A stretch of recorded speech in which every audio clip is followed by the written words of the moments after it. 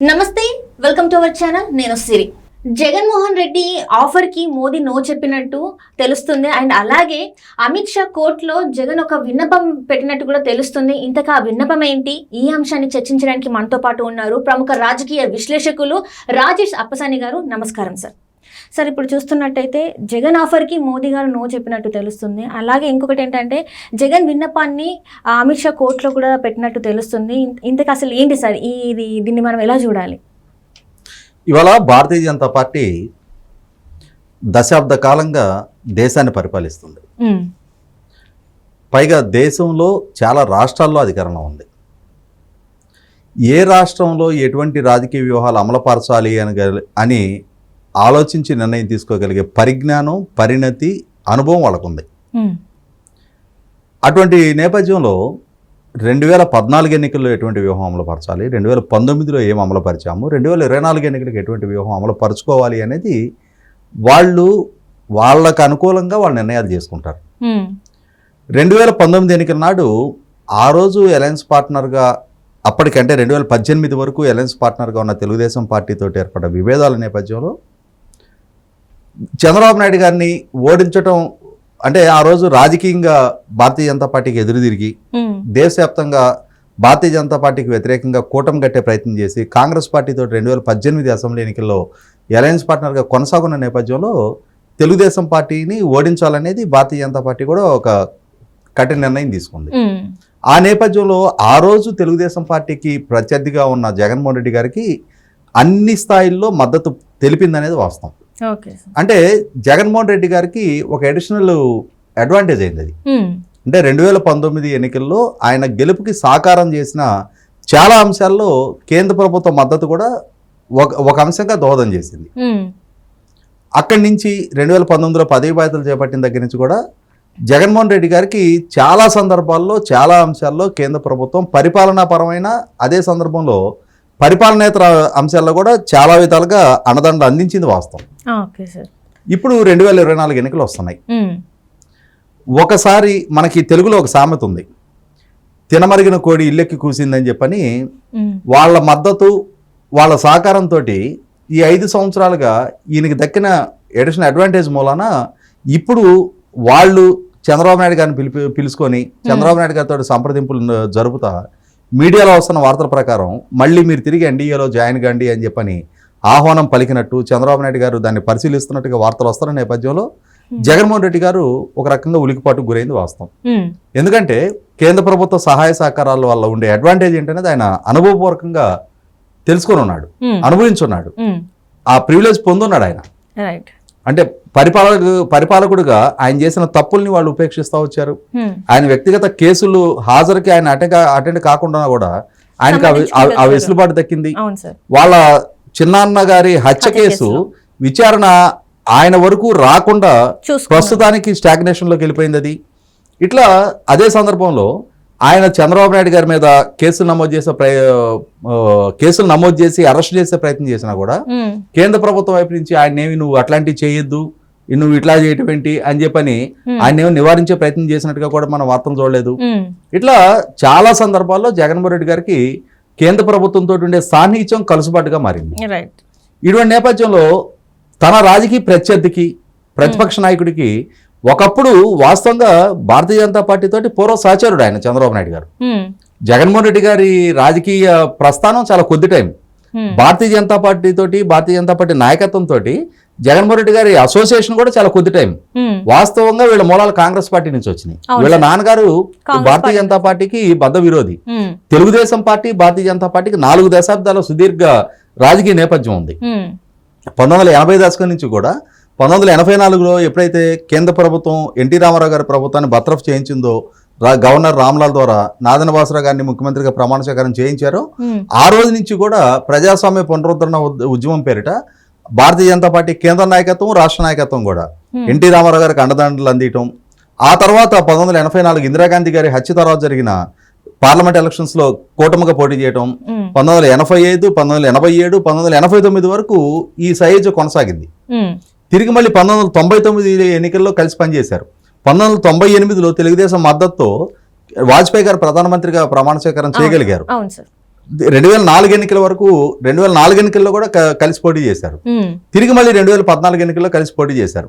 ఇంత సుదీర్ఘ నేపథ్యం ఆ రెండు పార్టీల మధ్య, చరిత్ర ఆ రెండు పార్టీల మధ్య ఉంది. ఒక రకంగా ఆ రోజుల్లో దేశవ్యాప్తంగా ఎక్కడైనా ఒక కాంగ్రెస్ పార్టీ ప్రభుత్వం ఓడిపోయింది, ఏ రాష్ట్రంలోనైనా భారతీయ జనతా పార్టీ ఇంకేదైనా ఒక ప్రత్యర్థి పార్టీ వచ్చిందంటే తెలుగుదేశం శ్రేణులు వీళ్లే గెలిచినంత సంబరపడేవాళ్ళు కాంగ్రెస్ పార్టీ ఓడిపోయింది అని అంటే. అటువంటి యాంటీ కాంగ్రెస్ ఐడియాలజీతో ఉన్న ఈ రెండు పార్టీల మధ్య అటువంటి సుదీర్ఘ నేపథ్యం ఉంది. ఈ సందర్భంలో జగన్మోహన్ రెడ్డి గారికి ఏంటంటే రేపు ఎన్నికలు సమీపిస్తూ ఉన్నాయి. ఈ ఎన్నికలు సమీపిస్తున్న సందర్భంగా ఇప్పటికే సర్వే ఫలితాలు తనకు వ్యతిరేకంగా ఉన్నట్టుగా వార్తలు వస్తూ ఉన్నాయి. రాష్ట్రంలో సవాళ్లు చుట్టుముడుతూ ఉన్నాయి. తనకు పార్టీలో ఇంటర్నల్ గా కొంత సంక్షోభ పరిస్థితి సృష్టించుకుంటూ ఉన్నాడు. అన్నిటికన్నా ముఖ్యంగా కేంద్ర ప్రభుత్వ సహకారం కూడా కొరబడితే ఇప్పటికే ఈయనకు విశ్వసనీయ మిత్రుడిగా ఉండి 2019 ఎన్నికల్లో ఈయన గెలుపుకి కీలకంగా దోహదం చేసిన మరొక మిత్రుడు కేసీఆర్ గారు. ఆయన తెలంగాణలో అధికారం కోల్పోయి ఉన్నారు. ఇటువంటి నేపథ్యంలో కేంద్ర ప్రభుత్వం కూడా చంద్రబాబు నాయుడు గారితో సాన్నిధ్యం కోరుకుంటా ఆయన పిలిచి చర్చిస్తున్న నేపథ్యంలో కొంత ఉలికిపాటుకు గురయ్యారనేది వాస్తవం. ఈ నేపథ్యంలోనే జగన్మోహన్ రెడ్డి గారు నరేంద్ర మోడీ గారి దగ్గరికి వెళ్ళి కలిశారు. నిన్న కలవడం జరిగింది.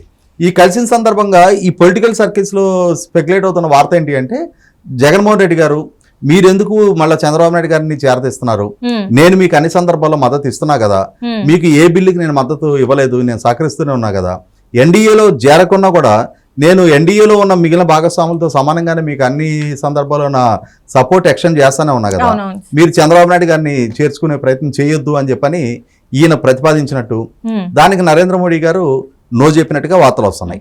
అయితే ఇక్కడ ఒక చిన్న డౌట్స్ నాకేంటంటే, ఇప్పుడు మనం చూసుకున్నట్టయితే గత ఎన్నికల్లో చూసుకున్నట్టయితే వైసీపీ ప్రభుత్వం గెలిచింది. అది కూడా ఏంటంటే ఆ ముఖ్యమంత్రి బెయిల్ మీద ముఖ్యమంత్రి అయ్యారు. అప్పుడు ఏంటంటే బీజేపీ నాయకులు ఎవరైతే ఉన్నారో అంటే మోదీ గారు సపోర్ట్ చేశారు. ఈ 10 ఏళ్ల పాటు బెయిల్ మీద ఉన్నారు. ఏపీలో కూడా ఎలాంటి అభివృద్ధి జరగలేదు. ఆయన కూడా సపోర్ట్ ఉన్నారు. నిధులు కూడా ఎక్కడ కూడా విడుదల చేయలేదు. సో ఇలాంటి ఒక బీజేపీ పార్టీతోని ఇప్పుడు చంద్రబాబు నాయుడు గారు పొత్తు పెట్టుకుంటే మళ్ళీ ఏపీ ప్రజలను నమ్మే అవకాశాలు ఉన్నాయంటారా? ఏపీ అంత అభివృద్ధి మళ్ళీ అభివృద్ధికి వెళ్ళే అవకాశాలు కలిగే అవకాశాలు ఉన్నాయంటారా సార్? ఇక్కడ ఒక వాస్తవ పరిస్థితి రియలైజ్ అవ్వాలి మనం. భారతీయ జనతా పార్టీ ఆంధ్రప్రదేశ్ విభజన చట్ట అంశాల పట్ల సరైన స్పందన చూపలేదనేది వాస్తవం. వివక్ష ప్రదర్శించిందనేది వాస్తవం. అదే సందర్భంలో అంటే పార్లమెంట్ వేదికగా రాష్ట్రాన్ని విభజించే సందర్భంగా కేంద్ర ప్రభుత్వం ఆ రోజు మన్మోహన్ సింగ్ గారి ప్రభుత్వం అయి ఉండొచ్చు, తర్వాత నరేంద్ర మోడీ గారి ప్రభుత్వం వచ్చి ఉండొచ్చు, కానీ గవర్నమెంట్ కంటిన్యూస్ ప్రాసెస్. కేంద్ర ప్రభుత్వం తీసుకున్న నిర్ణయ ప్రాతిపదికగా రాష్ట్రం 2 ముక్కలైంది. ఆంధ్రప్రదేశ్ అనేది రాజధాని కూడా లేకుండా ఏర్పడింది, లోటు బడ్జెట్ తో ఏర్పడింది. ఆ రాష్ట్రానికి పార్లమెంట్ కొన్ని హామీలు ఇచ్చింది. వాటిని అమలుపరచాల్సిన బాధ్యత తర్వాత వచ్చిన ప్రభుత్వాలది. ఆ రోజు తెలుగుదేశం పార్టీ అలయన్స్ పార్ట్నర్ గా ఉన్నా కూడా పార్షియల్ గా కొన్ని హామీలు అమలుపరిచారు, కానీ ఇంకా పూర్తి స్థాయిలో విభజన చట్టాన్ని అమలు పరచలేదనేది వాస్తవం. దాని ప్రాతిపదికగానే ఆ రోజు చంద్రబాబు నాయుడు గారికి అంటే తెలుగుదేశం పార్టీకి భారతీయ జనతా పార్టీకి ఈ అంటే విభేదాలు పొడసూపినాయి అనేది వాస్తవం. ఈ విభేదాలు పొడసూపిన నేపథ్యంలోనే తెలుగుదేశం పార్టీ కేంద్రంలో అధికార భాగస్వామ్యం నుంచి తప్పుకొని వాళ్ళకి మంత్రులకు రాజీనామా చేశారు. రాష్ట్రంలో అధికార భాగస్వామ్యం నుంచి తప్పుకొని భారతీయ జనతా పార్టీ మంత్రులు రాజీనామా చేశారు. ఈ రెండు పార్టీల మధ్య ఒక ప్రచ్ఛన్న యుద్ధం నడిచింది. చంద్రబాబు నాయుడు గారు ఆ రోజు కేంద్ర ప్రభుత్వానికి వ్యతిరేకంగా పూర్తి స్థాయి ప్రజా పోరాటాన్ని నిర్మాణం చేశారు. దేశవ్యాప్తంగా ఇన్ఫాక్ట్ ఆ రోజున ఉద్యమ కార్యాచరణ టేకప్ చేశారు, మద్దతు కూడగట్టారు. అయినా సరే ప్రజలు దాన్ని పరిగణలోకి తీసుకున్నారా? కేంద్ర ప్రభుత్వానికి వ్యతిరేకంగా అంతగా గళమెత్తిన చంద్రబాబు నాయుడు గారిని ఎన్నికల్లో ఘోరంగా ఓడించారు కదా. కాబట్టి ఏంటంటే ఇక్కడ ప్రజలు వీటిని పరిగణలోకి తీసుకోవటంలా. ఇవాళ జగన్మోహన్ రెడ్డి గారి పాలనతో ప్రజలు విసిగిపోయి ఉన్నారు, నష్టపోయి ఉన్నారు. రాష్ట్రం వెనకబడిపోయింది, ఆర్థికంగా దివాలా తీసే పరిస్థితిలో ఉంది. శాంతి భద్రతలు కొరవడిని, ప్రజల జీవన ప్రమాణాలు దక్షిణాది మిగిలిన రాష్ట్రాలతో పోల్చి చూసుకున్నప్పుడు తక్కువగా ఉన్నాయి. పర్ క్యాపిటల్ ఇన్కమ్ తక్కువగా ఉంది, కొనుగోలు శక్తి తక్కువగా ఉంది, మహిళల గౌరవానికి భంగం కలిగే కేసులు నెంబర్ 1 స్థానంలో ఉంది, రైతు ఆత్మహత్యలో దేశంలో 3వ స్థానంలో ఉంది, కౌలు రైతుల ఆత్మహత్యలో దేశంలో 2వ స్థానంలో ఉంది, గంజాయి వినియోగం విపరీతంగా పెరిగింది, దేశవ్యాప్తంగా గంజాయి ఎగుమతి రాష్ట్రం పేరెనిగ్గా మారిపోయింది. ఇవాళ ఒకరోజు అరకు కాఫీకి బ్రాండ్గా ఉంటే ఆంధ్రప్రదేశ్ అనేది ఇవాళ గంజాయికి బ్రాండింగ్గా మారిపోయింది. ఇటువంటి నేపథ్యంలో ప్రజలు మార్పు కోరుకుంటున్నారు. ఈ మార్పు అనేది జగన్మోహన్ రెడ్డి గారి నుంచి పాలన విముక్తి కావాలని కోరుకుంటున్నారు. ఇవాళ నరేంద్ర మోడీ గారు కేంద్ర ప్రభుత్వం అనేది ఒక ఫ్యాక్టర్ గా ఆంధ్రప్రదేశ్ ప్రజలు పరిగణలోకి తీసుకోవటంలా. తీసుకొని ఉంటే 2019లో తెలుగుదేశం పార్టీని అంత ఘోరంగా ఓడించాల్సిన అవసరం లేదు. అయినా సరే ప్రజలు జగన్మోహన్ రెడ్డి వర్సెస్ చంద్రబాబు నాయుడు గానే చూశారు తప్ప కేంద్ర ప్రభుత్వం వర్సెస్ తెలుగుదేశం గానో లేదు కేంద్ర ప్రభుత్వం వర్సెస్ జగన్మోహన్ రెడ్డిగా ప్రజలు పరిగణలోకి తీసుకోవాలి. ఇటువంటి నేపథ్యంలో ఖచ్చితంగా ఇవాళ ఎన్నికలు సజావుగా జరగాలన్నా జగన్మోహన్ రెడ్డి గారి వైఖరి చాలా స్పష్టం అవుతా ఉంది. ఇక్కడ స్థానిక సంస్థల ఎన్నికల్లో చూసాం, తిరుపతి పార్లమెంట్ ఎన్నిక సందర్భంగా చూసాం, కుప్పం మున్సిపాలిటీ ఎన్నిక సందర్భంగా చూసాం. ఎటువంటి వైఖరి ఆయన అవలంబిస్తున్నాడు, ఎన్నికల్ని ఎట్లా హ్యాండిల్ చేస్తున్నాడు, అధికార వ్యవస్థను ఎట్లా దుర్వినియోగపరుస్తున్నాడు, ఎట్లా దాడులు దౌర్జన్యానికి పాల్పడుతున్నారు. అన్నిటికన్నా ముఖ్యంగా తిరుపతి పార్లమెంట్ ఎన్నిక సందర్భంగా ఇవాళ ఐఏఎస్లు గ్రూప్ 1 అధికారులు సస్పెండ్ అవుతున్నారు కదా. అక్కడ దొంగ ఎపిక్ కార్డులు పుట్టించి దాని ద్వారా ఎన్నికలను ఒక ప్రదర్శనంగా మార్చారు కదా. వీటిని అన్నింటినీ అరికట్టాలి, అడ్డుకట్టేయాలి అని అంటే ఖచ్చితంగా ఎలక్షన్ కమిషన్ స్ట్రింజెంట్ గా పనిచేయాలి. ఆ పని చేయాలి అని అంటే కేంద్ర ప్రభుత్వ మద్దతు ఉంటేనే ఇవన్నీ సాధ్యపడతాయి. ఈ ఎలక్షన్ ఫ్రీ అండ్ ఫెయిర్ గా జరగాల్సిన అవసరం ఉంది. జగన్మోహన్ రెడ్డి గారు ఇప్పటికే లక్షల మంది వాలంటీర్ని ఒక ప్రైవేట్ ఆర్మీగా వాడుకుంటున్నాడు, పోలీస్ డిపార్ట్మెంట్ ని వాడుకుంటున్నాడు, ఆర్థికంగా పరిపుష్టిగా ఉన్నాడు, కావాల్సినంత మీడియా సపోర్ట్ ఉంది, కావాల్సినంత సోషల్ మీడియా సపోర్ట్ ఉంది, కావాల్సినంత మంది వ్యూహకర్తల మద్దతు ఉంది ఆయనకి. అన్నిటికన్నా ముఖ్యంగా ఆయన పెంచి పోషిస్తున్న కిరాయి మేధావులు చాలా మంది ఉన్నారు. వీళ్ళందరూ కలిసి ఒక ఆర్కెస్ట్రేటెడ్ ఒపీనియన్ బిల్డప్ చేసి 2019లో ఆయన గెలుపు దక్కించారు. ఆ దక్కించిన పర్యవసానం ఇవాళ రాష్ట్రం ఏ పారామీటర్స్ లో ఎక్కడికి దిగజారింది అనేది స్పష్టమవుతా ఉంది. ఇటువంటి నేపథ్యంలో ప్రజలు రిలీజ్ అయ్యారు. ఖచ్చితంగా జగన్మోహన్ రెడ్డి గారిని ఓడించాలని ఒక నిశ్చయానికి వచ్చారు. కాబట్టి ఇవాళ ఏ సర్వే చూసుకున్నా కూడా జగన్మోహన్ రెడ్డి గారికి వ్యతిరేక ఫలితాలు రాబోతున్నట్టుగా, అంటే ఫేక్ సర్వేలు కూడా విడుదల చేస్తుంది ఆఖరి అధికార పార్టీ. నిన్న రిపబ్లిక్ టీవీ పేరుతోటి ఒక సర్వే చలమణైంది. తీరా చూస్తే పేరు రిపబ్లిక్ టీవీ, లోగో ఏమో రవిప్రకాష్ గారు RTV లోగో. అంటే ఫేక్ వార్తలతోటి ప్రజల మనోభిప్రాయాలు అనుకూలంగా మలుచుకునే ప్రయత్నం చేస్తున్నారు. ఏదేమైనా జగన్మోహన్ రెడ్డి గారి నుంచి ప్రజలు దూరంగా జరుగుతున్నారు. ఆయన నుంచి పాలన మార్పు చెందాలని కోరుకుంటున్నారు. అధికారం తెలుగుదేశం జనసేన కూటమికి ఇవ్వాలని ఒక నిశ్చాపనానికి వచ్చేస్తున్నారు. ఈ అంశాలు మనమే మాట్లాడుకుంటున్నాం. కేంద్రంలో పాలకులుగా ఉన్న వాళ్ళకి ఇంటెలిజెన్స్ రిపోర్ట్స్ ఉండవా? వాళ్ళకి సర్వే ఫలితాలు వాళ్ళకి అందవా? వాళ్ళకి ఆంధ్రప్రదేశ్లో అధికార మార్పిడి జరగబోతుంది, చంద్రబాబు నాయుడు గారు అధికారంలోకి రాబోతున్నారు అనేది వాళ్ళు స్మెల్ చేశారు. కాబట్టి వాళ్ళు చంద్రబాబు నాయుడు గారిని పిలిచి మాట్లాడుకుంటున్నారు.